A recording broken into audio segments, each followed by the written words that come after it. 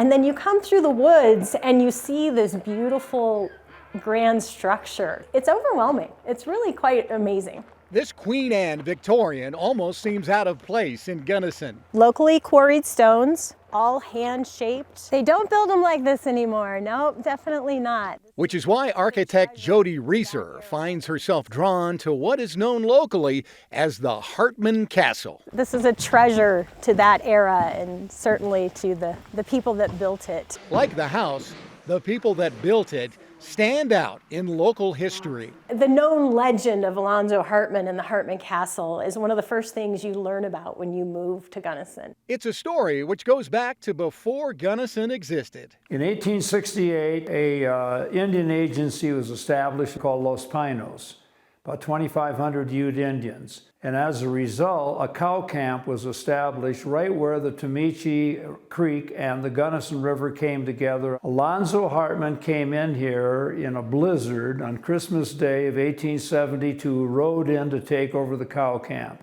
The 1873 Bruno Treaty would force the Indians further southwest. Hartman remained along with his cattle. He's here from 1872 to 1879, building up the herd, building an irrigation ditch, establishing that dairy, building a fish hatchery. There's nobody out here.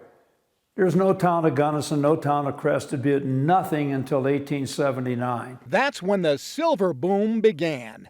Those miners had to eat. And that's how all these ranchers made out like bandits in the early days. The railroad arrived in 1881, and Gunnison boomed. Gunnison's most eligible bachelor soon found himself smitten with the newly arrived court clerk. Annie came out here in part because she was advised to do it because of her health. Alonzo really went out of his way to court her, and they were a pretty dynamic couple. Annie became a force of her own within the community. She had a thriving artist community here. Annie was a part of what was called the Monday Afternoon Club. She was a founding member. The Monday Afternoon Club was one of the groups that became the suffrage movement. The women's groups were also part of what protected the cliff dwellings. In 1891, Alonzo and Annie began construction on a new house. She didn't want to be in the middle of nowhere anymore. The house became a social hub. This was a place where you would have people come in for dances on Christmas, Cattlemen's days.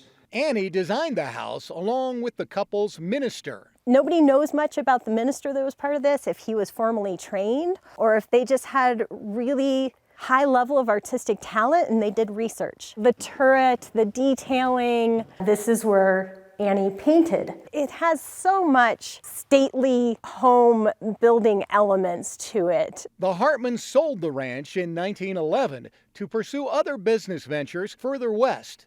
The house would pass to various owners for the next 100 years. There's been college kids who lived here.